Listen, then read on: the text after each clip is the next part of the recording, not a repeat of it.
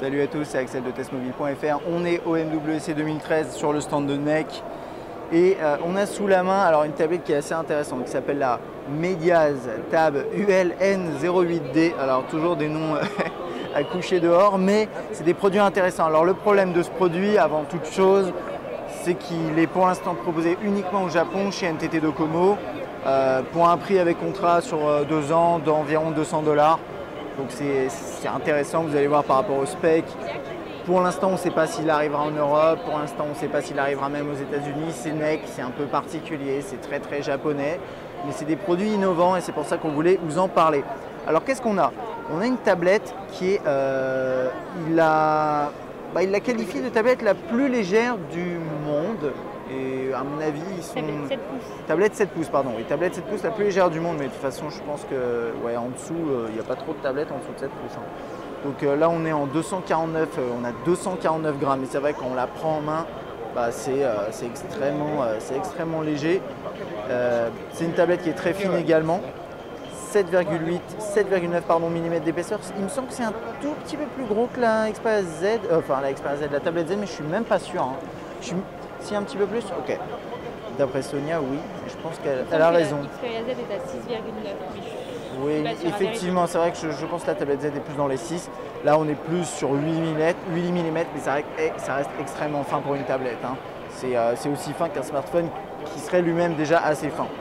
On a 7 pouces, 1280 par 800, Android 4.0, aussi étonnant que ça puisse paraître. Je vais aller juste vérifier, mais ouais, ça me semble être du 4.0, ouais voilà, 4.0, pardon, pour le focus, voilà, 4.0.4.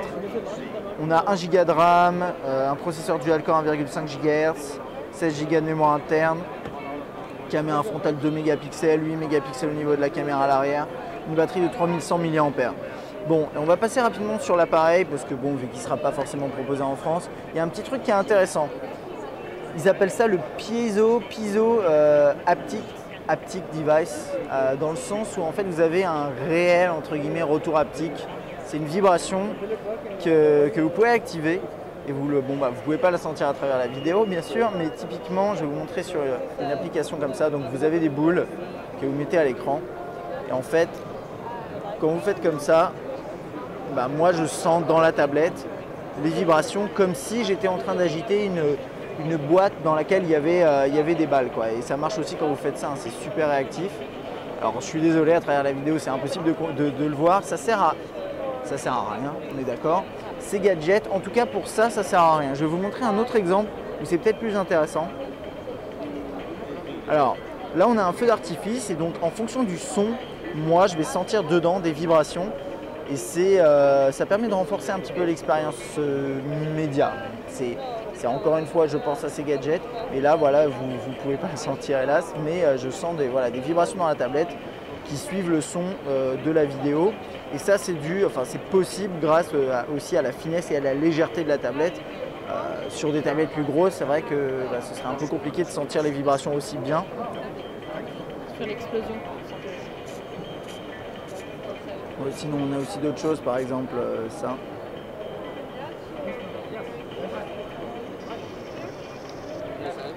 Bon voilà, là par exemple on sent vraiment bien les vibrations, mais bon ça c'est, encore une fois c'est assez gadget. Alors après sinon c'est une tablette qui ressemble un peu à toutes ces tablettes qui permettent aussi de passer des appels, voilà, avec une interface très classique Android, tous les contacts ici, etc. Il y a juste un petit truc que je voudrais vous montrer, hein. Après le reste c'est pas forcément passionnant.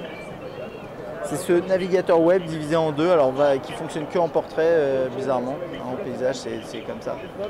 Mais en mode portrait, vous avez la possibilité d'ajuster la fenêtre et de charger des sites internet. Alors là, internet a l'air très lent, je ne sais même pas si on a internet dessus, mais ça ressemble à ça et on peut naviguer ensuite dans chacune des fenêtres de cette façon-là. C'est assez sympa. Personnellement, j'ai ma petite préférence quand même pour cette fonctionnalité de multitâche sur une tablette comme la Note 8 qui est un peu plus poussée. Là, on a juste cette fonctionnalité là dessus, c'est un peu limité, mais c'est un produit intéressant surtout par son design, son form factor qui est vraiment extrêmement léger. Avec au-dessus, je ne vous ai pas montré, mais bon, on va faire le tour rapidement, qui a un bouton on-off verrouillé, déverrouillé, ça doit être pour le volume. la micro SD si je ne me trompe pas, le petit dock, enfin le petit connecteur pour charger sur le dock qui est juste en dessous. Voilà. C'est à peu près tout. Hein. Là on a. Non, ça c'était pour la micro SD, donc ça c'était pour la SIM. Ça je ne sais pas ce que c'est, on va essayer de voir ce que c'est. Je tire quelque chose. Ouais, c'est une antenne, voilà. Donc ça c'est typique au marché japonais, les petites antennes pour la télévision. Puis voilà l'arrière à quoi elle ressemble. Très légère, agréable à manipuler. Bon, bien sûr elle ne sera pas disponible chez nous normalement, donc on va s'arrêter là pour l'instant. Je trouve que NEC nous propose des produits plutôt innovants aujourd'hui sur ce MWC 2013. À bientôt.